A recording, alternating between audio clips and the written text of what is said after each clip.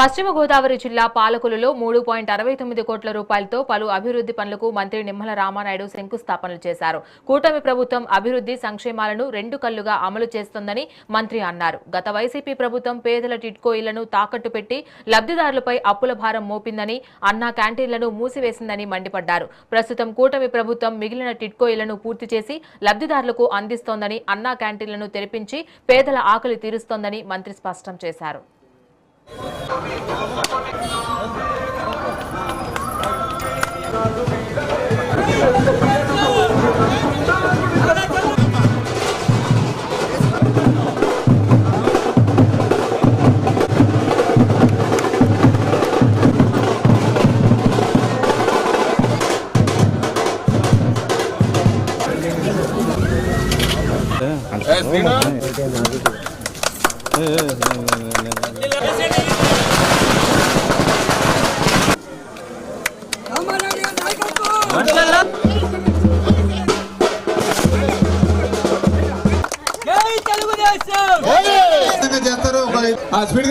Ladies పెట్టండి.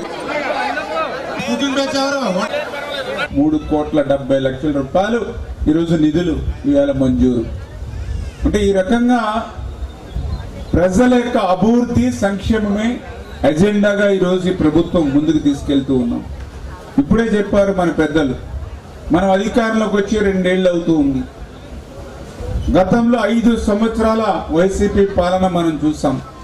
5 సంవత్సరాల YCP పాలన ఎక్కడ కూడా అభివృద్ధి అనేది లేకుండా సంక్షేమాన్ని మాయ చేసి ఆ రోజు ఉన్నటువంటి పరిస్థితి, ఆ రోజు ధ్వంసమైనటువంటి పరిస్థితి 5 సంవత్సరాల పాలన.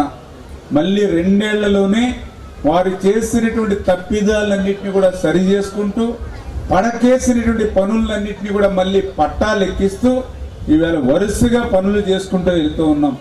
వారు చేసినటువంటి విధ్వంసాన్ని సరిచేయడానికి మనకి 24 గంటల సమయం కూడా సరిపోవడం లేదనంటే వాళ్ళు చేసినటువంటి విధ్వంసం ఎంత పెద్ద ఎత్తున చేశారో అదే మాకు ఉదాహరణ.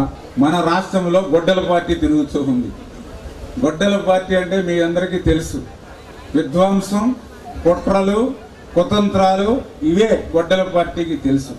సొంత బాబాయినైనా సరే గొడ్డల వేటికి ఖతం, సొంత చెల్లైనా సరే చిల్లి గవ్వకుండా రోడ్డు మీద పడేయడం, సొంత తల్లిని కూడా కోర్టు మెట్లు ఎక్కించడం ఆస్తి కోసం.